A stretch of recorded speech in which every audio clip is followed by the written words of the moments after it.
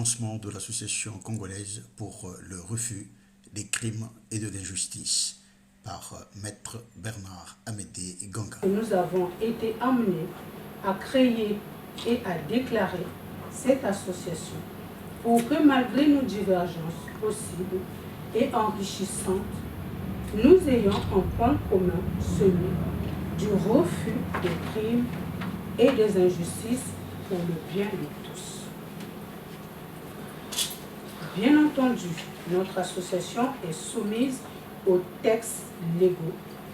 Elle a été déclarée avec pour numéro d'immatriculation W 93 10 24 566. L'association dispose d'un statut dans lequel est exposé les buts nombreux qui convergent tous vers la recherche d'un mieux-être et mieux vivre dans cet espace que nous appelons communément le Congo.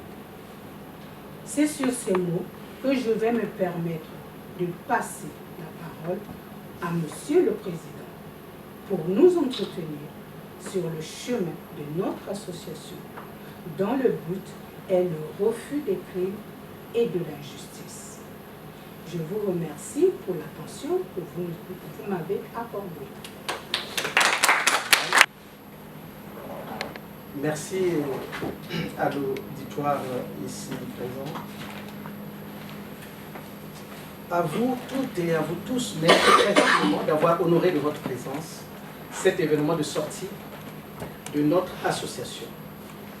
À ceux qui, pour des multiples raisons, n'ont pu trouver le temps ou l'occasion de venir, mais qui nous suivent via Zoom, je leur adresse à tous les salutations et les remerciements de notre association.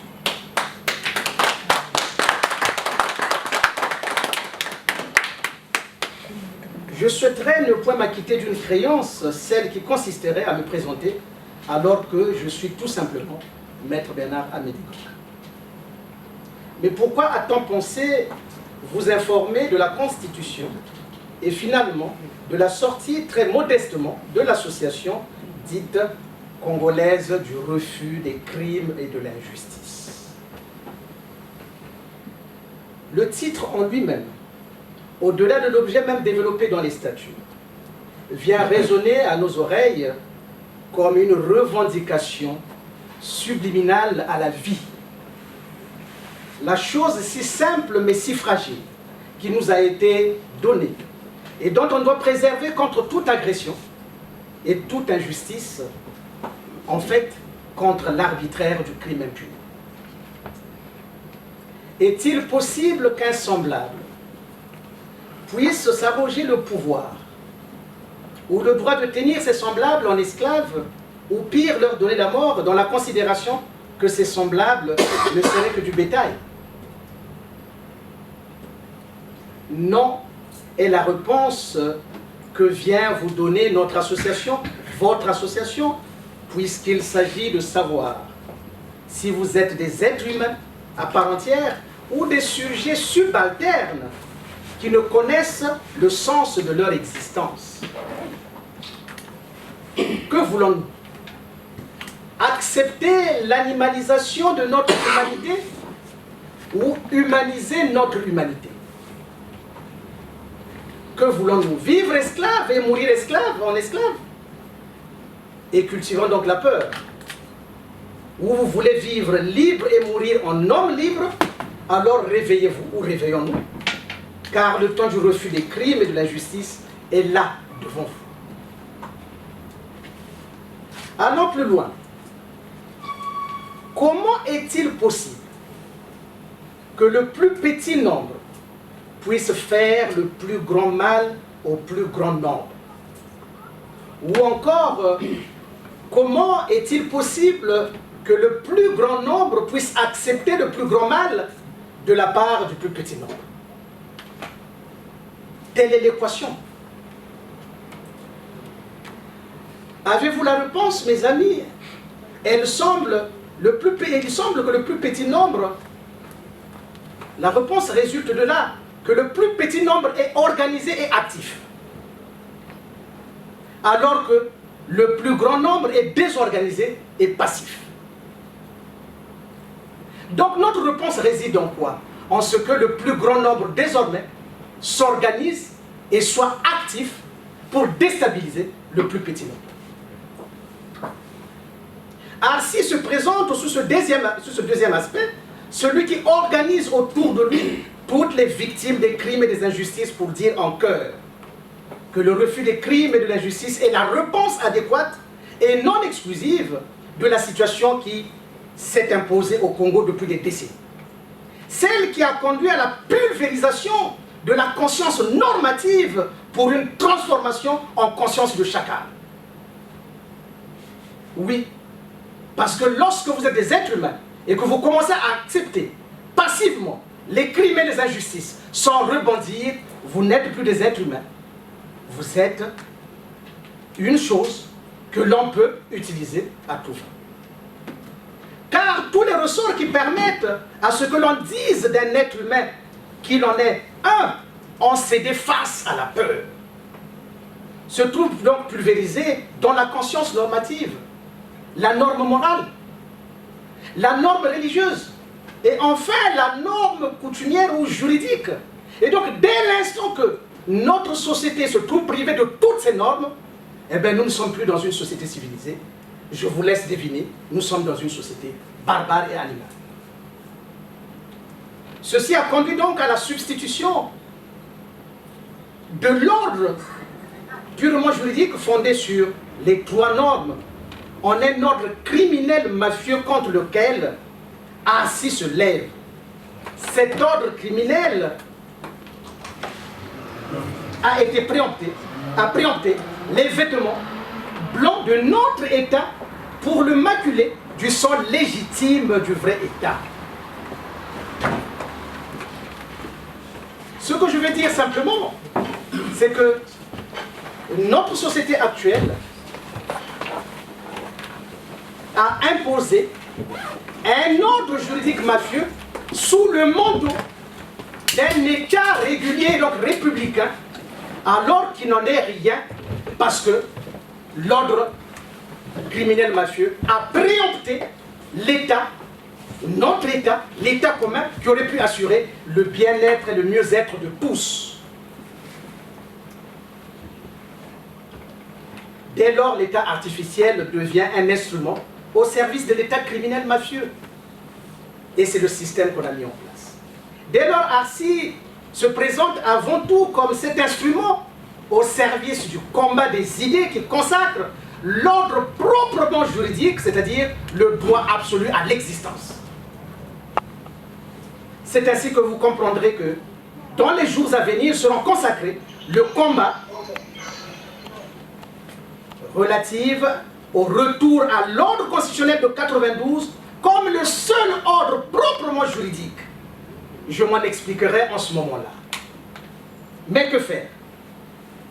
L'ARCI est aussi cet instrument refuge des victimes qui ne peuvent essuyer leurs larmes par l'impuissance et l'incapacité à faire le deuil des leurs arrachés prématurément et innocemment. Je n'ai pas besoin de citer les noms, vous les connaissez. ARCI est au service de l'égalité de toutes les victimes, de toutes les victimes, car on ne peut laisser à un criminel le droit de nous asservir, car nous ne sommes et ne serons que les esclaves de nos lois. La volonté d'un individu ne doit pas nous asservir. On ne peut être esclave que des lois que nous avons choisies. Mais encore mieux, l'ARCI est l'exact opposé de ceux qui nous ont imposé la révolution permanente du crime impuni par le mensonge au moyen de la révolution par le droit. Donc,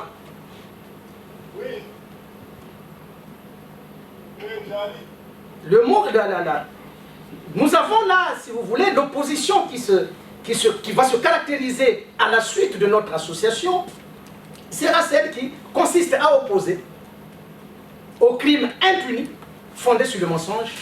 Nous allons opposer la révolution par le droit pour la simple raison que l'on ne combat pas le crime par les moyens criminels.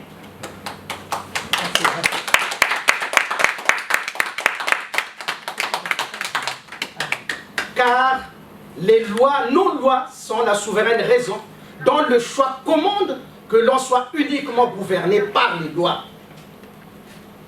L'ARCI se charge de dénoncer et de s'engager d'assainir l'environnement social infecté de crimes afin qu'apparaisse un espace politique au sens noble du terme, fondé sur les débats d'idées, sans recours à la violence. Pour refuser, il nous faut se placer en position de résistant et non de collaborateur. Résister aux crimes, résister aux injustices.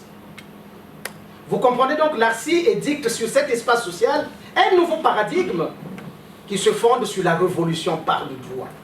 Mais je sais combien vous êtes parfois réticents à penser que l'étape actuelle, la situation ou les situations que nous vivons ne nous ont jamais amenés à faire respecter le droit. Mais en réalité, nous disposons des ressorts et des moyens nécessaires pour faire respecter ce droit. Et nous vous en ferons la preuve, ou du moins la démonstration.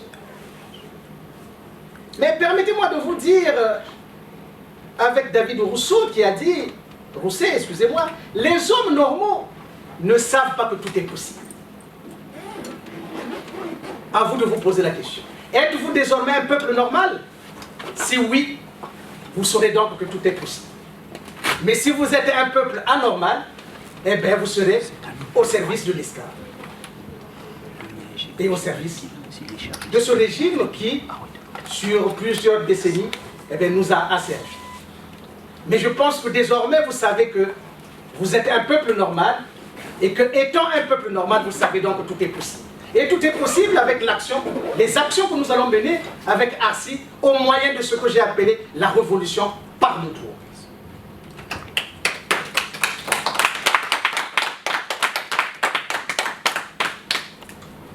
Et pourquoi je fonde et nous fondons avec ARCI ce combat par le droit? Et ce serait là peut-être l'itinéraire personnel, mais que je partage avec ARCI aujourd'hui, c'est que j'ai eu cette malchance ou cette chance de rentrer dans le cœur du réacteur nucléaire du système criminel de Sassou. Je reprends ça. Je vous dis que ma modeste personne est rentrée dans le réacteur nucléaire du système criminel Sassou. Avec cette chance, je n'ai pas été irradié par la radioactivité de la corruption. Ils n'ont pas pu me corrompre. Ce qui veut dire que je ne dois rien à cette personne. Je ne serai redevable qu'à vous. Si jamais demain, vous pensez que l'association pour le refus des crimes, avec pour angle d'attaque la révolution par le droit, eh bien en ce moment-là, vous pouvez compter sur moi. Je ne fléchirai pas. Et vous avez toute ma... Je dirais, je prendrai toutes mes responsabilités pour ne pas vous décevoir. Et je dirais même que je vous ferai don. Et je fais don de ma personne pour notre association ARCI, parce que le peuple que vous êtes, vous devez sortir de cette situation.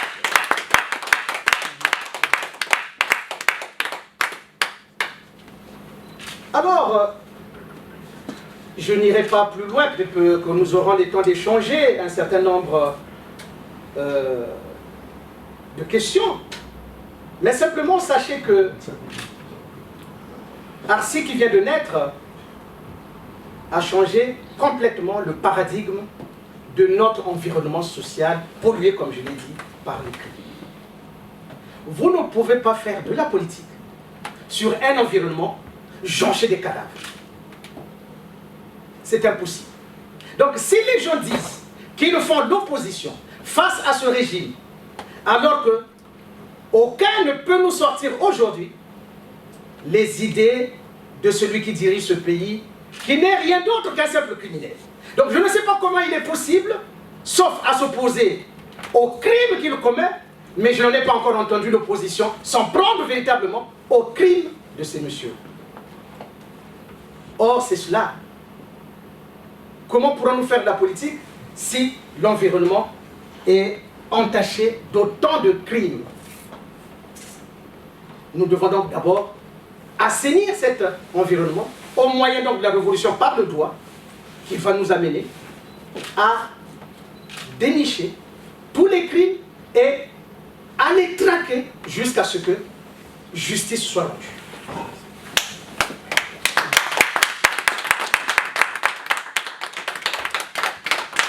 Et donc, nous avons un Congo qui va se présenter en deux catégories. Un Congo fondé sur le mensonge au service du crime, ou un Congo fondé sur la vérité au service de la liberté et de la justice. Un Congo fondé sur les crimes impunis, ou un Congo qui refuse les crimes et qui accepte la justice. Mais je vous dirais simplement que de ce Congo que je viens de décrire, un seul point m'intéresse pour assurer l'unité de ce pays, c'est de dire que la souris du Nord, comme la souris du Sud, les deux sont mangés par le même chat.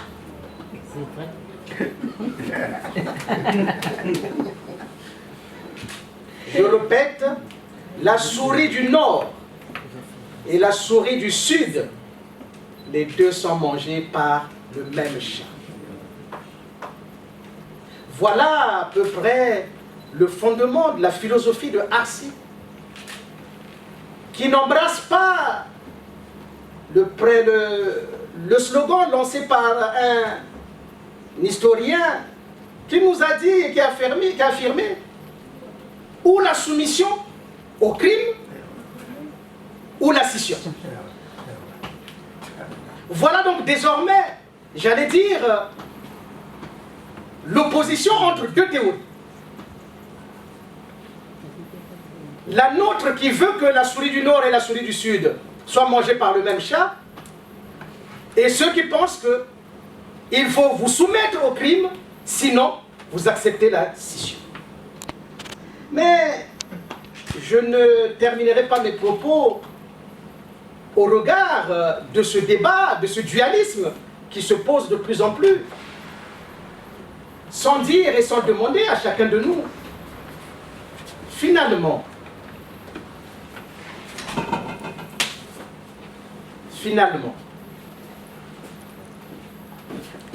pourquoi sommes-nous Congolais?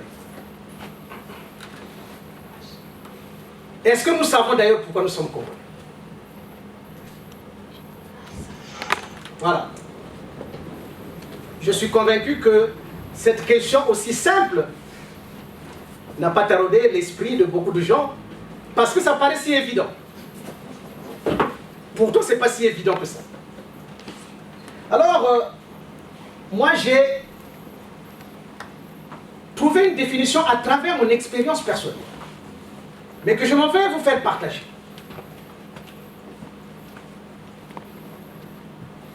Vous le savez presque tous, j'ai défendu un certain nombre de personnes quand j'étais au Congo. Je peux les citer, mais je reviendrai, j'insisterai surtout sur un dossier bien précis. Ngolo Ndele et le Premier ministre Mpungi, je les ai défendus alors qu'on les interdisait de voyager.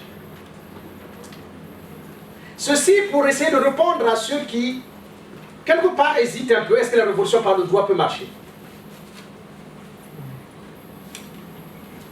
Et d'ailleurs, j'ai des témoins dans la salle, hein, dans ce que je dis, parce qu'ils étaient au Congo en ce moment.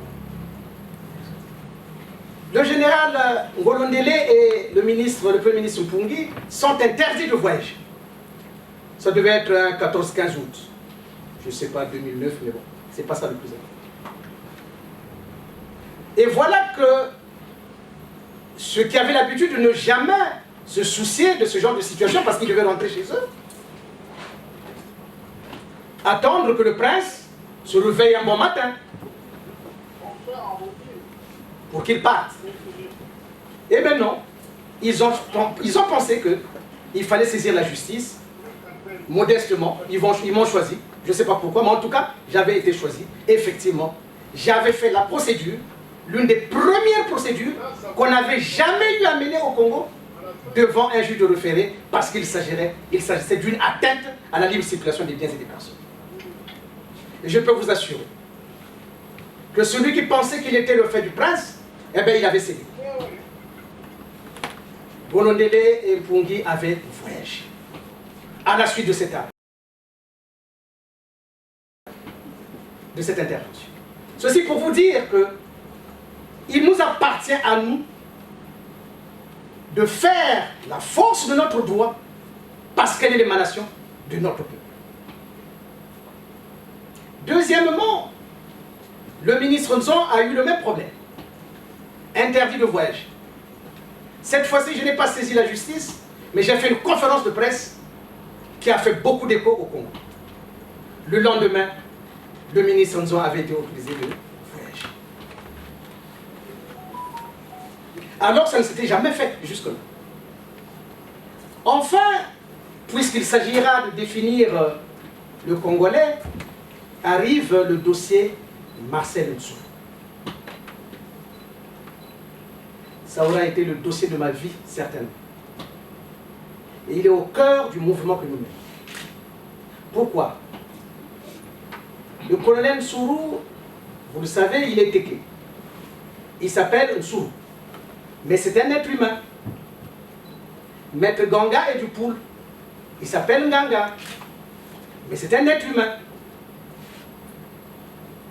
Lorsque arrive cette affaire, et c'est ce que vous retiendrez, ma conception de ce que doit être un Congolais, j'ai défendu le colonel Nsourou non pas parce qu'il était téké, non pas parce qu'il s'appelait Nsourou, mais parce qu'il était un être humain.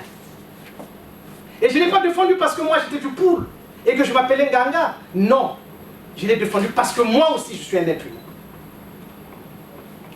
En fin de compte, c'est une belle leçon de la solidarité humaine. Tout ce que je voulais vous dire, c'est qu'être Congolais, c'est être solidaire de l'autre, dans la souffrance lorsqu'il a en face de lui un homme ou un être, un autre qui veut le piétiner, qui veut, si vous voulez, le rendre esclave. Et c'est ça, je pense, être Congolais. Voilà, modestement, la définition que je souhaiterais partager avec vous dans le cadre de l'ARCI, c'est qu'être Congolais, c'est être solidaire des souffrances des autres. Et j'étais prêt, en tant qu'être humain, à donner, à sacrifier ma vie pour sauver un autre être humain, dont j'ignorais s'il était téké, s'il était Nsourou. Tout ce qui m'intéressait, c'est simplement que c'était un être humain.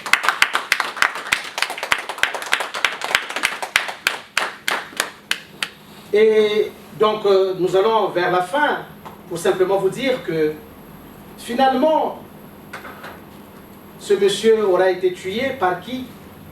Non pas par Maître Ganga qui serait du Poul et qui serait Nganga, mais par une autre personne, la seule personne qui jusqu'à présent est en train de martyriser les Congolais et qui s'appelle le minable personnage Sassou. Et je peux vous dire aujourd'hui que je suis prêt à aller amener ce combat jusqu'à ce que ce peuple soit libéré, parce que, je vous le dis, je le connais, je le connais. Et il sait que je sais ce qu'il sait. Et donc, aujourd'hui, le combat sera entre le criminel d'un côté, l'épée de justice de ce côté que je suis, et au milieu, ça sera vous le peuple. Vous êtes l'arbitre de ce combat désormais, le peuple. Irez-vous du côté du criminel ou irez-vous du côté de la justice? Voilà les objectifs que se donne ARCI désormais.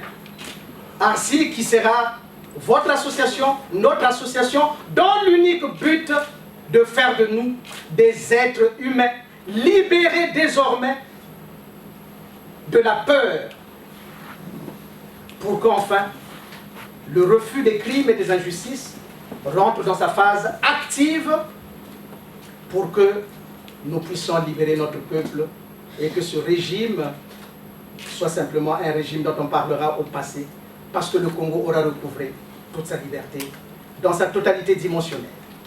Et je vous remercie.